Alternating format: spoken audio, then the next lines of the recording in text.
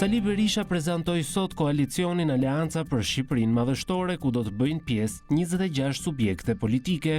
Kreu i PD-s u shpreh entuziast për këtë bashkim dhe tha se demokratët do të mbajnë premtimet që kanë bërë për pensionet, rrogat, naftën dhe të tjerë. Me zotimin solemn se 3 muajt e parë nuk do ketë shqiptar që nuk do marrë 200 euro minimum jetik, dhe se rrogë minimale nuk do ketë nën 500 euro, dhe se rrogë mesatare nuk do ketë nën 1200 euro. Në qoftë se në rrugët e mëdha të Shqipërisë i ndërtuar me kompanitë më të mëdha të botës, ta ndërtojnë me salillarin, me këte, me atë, me radhë, dhe shemben, bëhen, kushtojnë, ribëhen, e tjerë me radhë. Kështu është dhe puna ilaçeve. Ilaçet i dominon Vilmanushi dhe shqiptarët marrin ilaçe krejtësisht jashtë çdo kontrolli.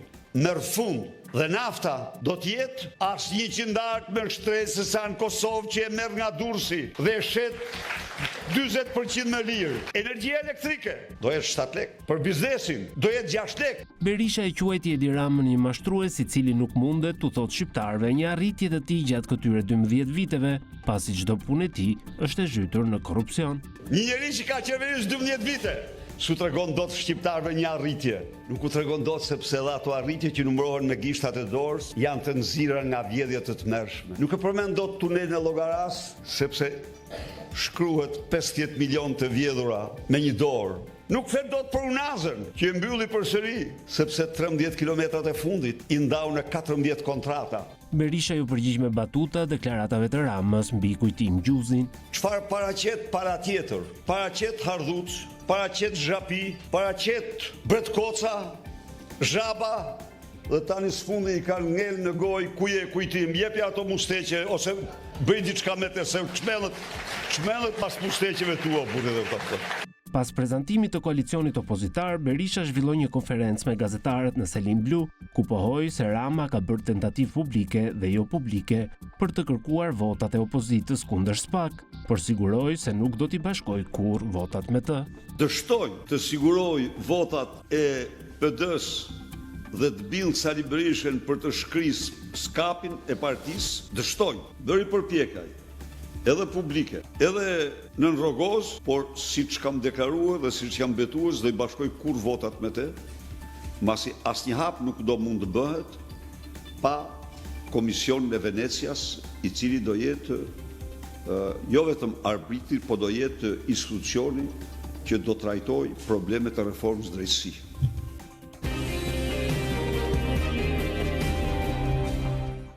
Atëherë Murati, fillojmë bashkë. Berisha tha, ky është koalicioni jo vetëm më i fuqishëm në 34 pluralizëm, por formacioni politik më elitar dhe përfaqësues përmes cilës synon fitoren e zgjedhjeve 11 majit.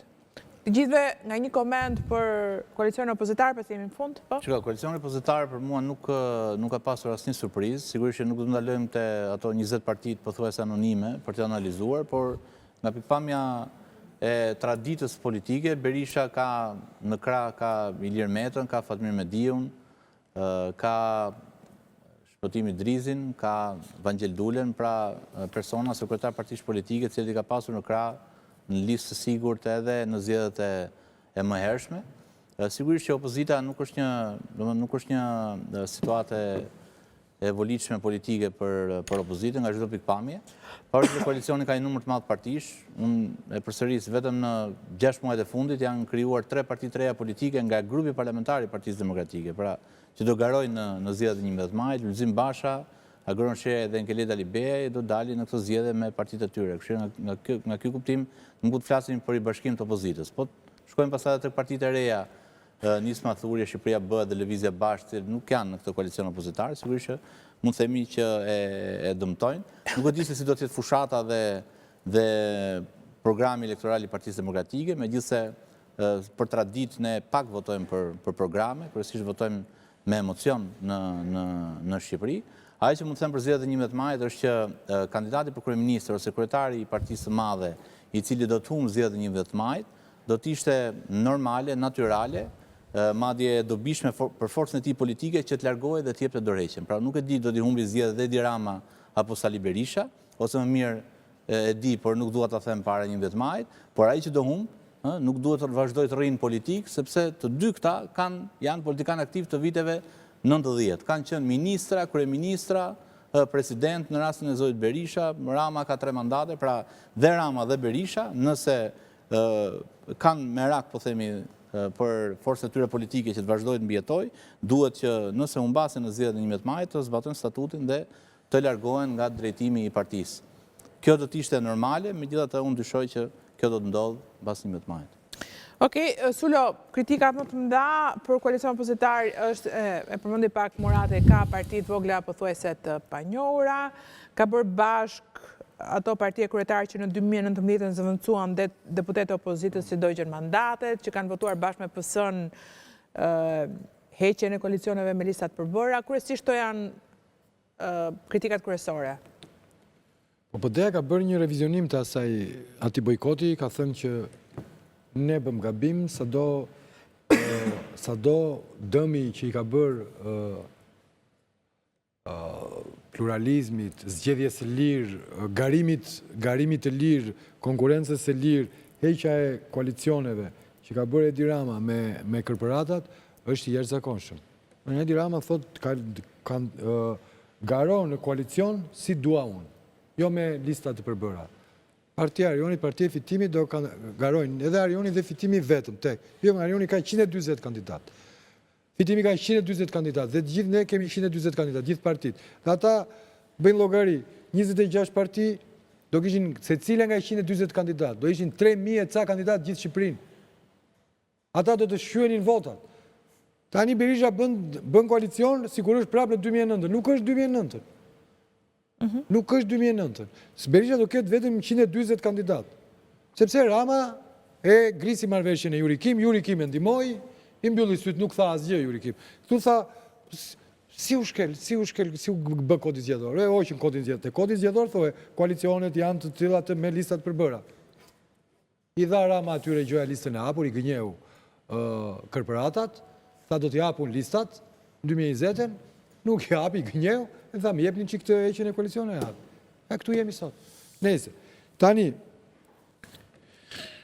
shu që kjo qëndron, kjo dëmi qëndron, edhe tani kritika është që këta që kanë bërë dëmin, ti merë aleat.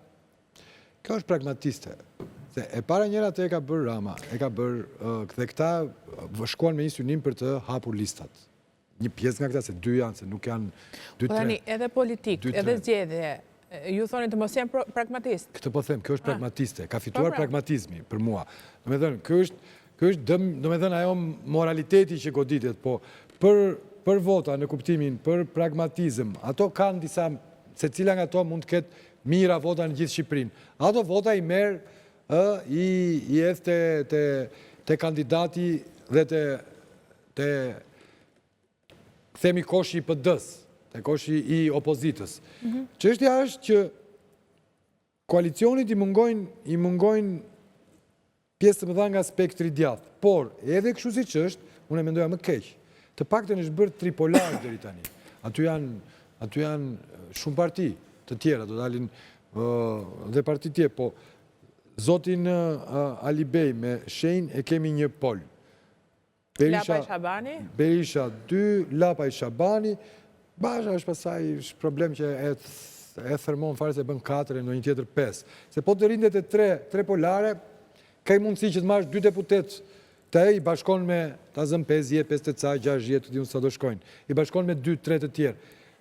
Futja e Zotit Basha, futja e ndonjë tjetër pasaj e Zotit Shehaj, e përçanë edhe e thërmon votën e opozitës. Okej. Kurse koalicioni është pragmatist, nuk ka ndonjë gjë. Bala? Shikoj ndonjë gjë. Tash që kujtova nga deklarata e Berishës, mendoj se Meta rrezikon pak nga kjo situata ambigue që është në PD, se Berisha thotë që unë nuk i kam bashkuar kur votat me Ramën kundër Spakut. Në fakt, historia ose të paktën vendimet politike, veprimet politike Zotit Berisha tregojnë kundërtën, se i ka bashkuar votat dhe për kodin zgjedhor dhe për amnistin penale. Tani, në atë që shohim, unë nuk shoh asnjë ndryshim nga çfarë kemi parë më përpara. Pra, ky ekuacion i madh që më solli Zoti Berisha sot, deri tani të paktën, mirë apo keq e shajmë duam, a e urrejmë Ramën, ky koalicion është koalicion që ka prodhuar humbës. nuk ka prodhuar asnjë fitues. Tani, nëse fitore quhet që të marrësh mandat e parlamentit, për të qenë i sigurt në ato kariket e parlamentit ku pjesa më e madhe e listës Kë koalicion quan humbës ti? një pra këta, gjithë. Po çka kanë prodhuar to 8 palëzjedhe si qendrore dhe vendore. Rotacion politik nuk kanë prodhuar. Tani, zoti Dule, zoti Idrizi, zoti Mediu kanë qenë edhe më parë. Se ke pas kandidat për kryeministër, gjithsesi. Prit, po ka akoma më keq. Se Berisha, akoma më mirë, për ata thonë që ky është sekreti. Për mua është akoma më keq, sepse Berisha ka ikur me i vot në 2013 që Rama ka qenë në kulmin e fitores kur e ka mundur Berishën, pra ato 1 milion shuplakat e famshme që kujtojmë. Tashin, në këtë kontekst, Berisha sot është akoma i pasprovuar dhe ka marrë koalicionin humbës ose ekuacionin humbës të zotit Basha dhe po në risjell si kur është produkti i tij. Në këtë kontekst, unë besoj që prandaj pozitat e zotit Meta, të thash dhe njerë, janë në listë hapur, janë të rrezikuar në këtë kontekst. Pastaj... Se është rrezikuar në listë, kuptova, nuk e kuptoj. Kur thot zotëria... Zdo mbledhi vota dhe zdo marrja Meta, rrezikon Meta. Jo, kam frikë, sepse zotëria të jep sigurin si kur të po erdhen partinë time dhe kesh gjithë lirin. Tani, në gjitha pesh ka qenë që shef aty, pra që janë kundërshtarët e zotit Ilir Meta brenda Partisë Demokratike për mandatet e deputetëve, dhe këta kërkojnë ato votat e tyre. Nuk mund punoj një demokrat për Ilir Metën. Patjetër më ka votat e... Patjetër. Ta i aty do targetoj se. Po kanë... Po pra, këtë është, unë do thash që e kanë goditur Rama gjitha. O Arion, po nuk jetë të Partia Socialiste, të pak të mezjet që kanë ndodhur.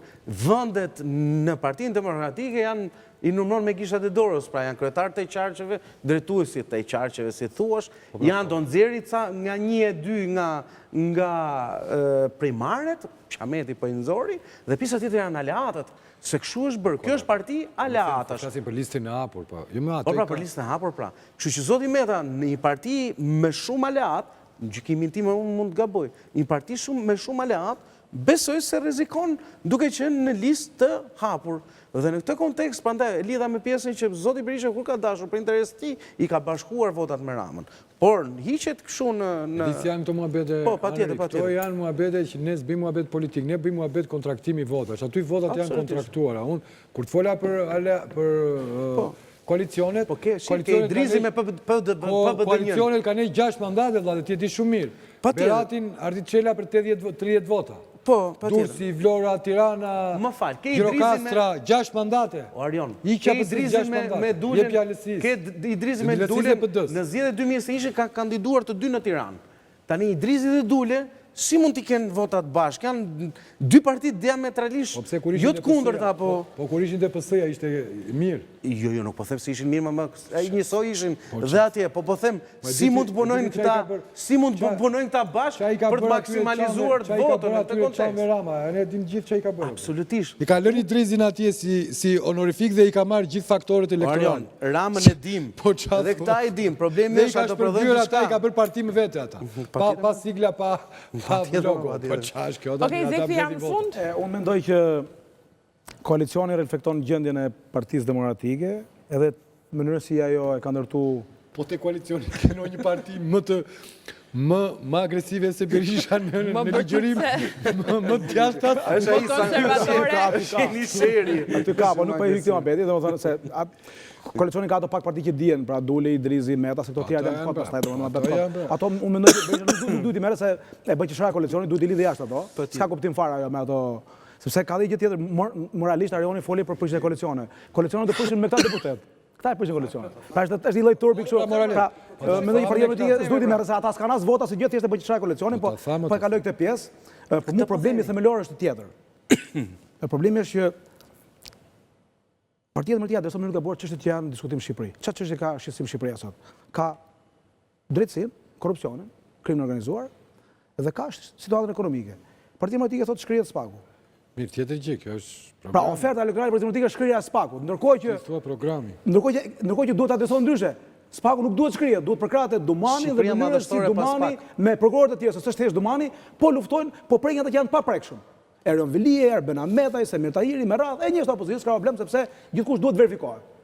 Kjo do ishte gjetja e durë opozitës. Pra kur ti e gjen gabimisht të punë, ti pra të hyn në fushat. Erion Veli mbas 5 nëndorit. Nuk kanë si më 5 nëndorit, 6 nëndorit. Ka shumë rëndësi. Nuk është pundate kjo. Pra, vetëm pundate. Po themi cilat ishte narrativa e duhur.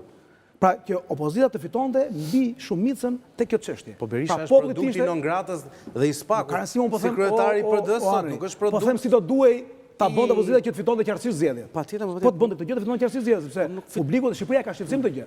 Është shqetësimi numër 1 në Shqipëri. Patjetër. Pra, korrupsioni, prekja e paprekshmeve. Si ka mundsi Rama i doli kundër dhe në paprekshëm janë këta se s'kan asnjë burg sot. Doli Rama hapur kundër. Tani çështja e dytë. Doli Rama hapur kundër. Lutem. Pra mendoj që Partia Demokratike ka zgjidhur gabimet në çështjen e ekonomisë, sepse çështja e ekonomisë, Partia Demokratike mund të ketë program shumë të mirë.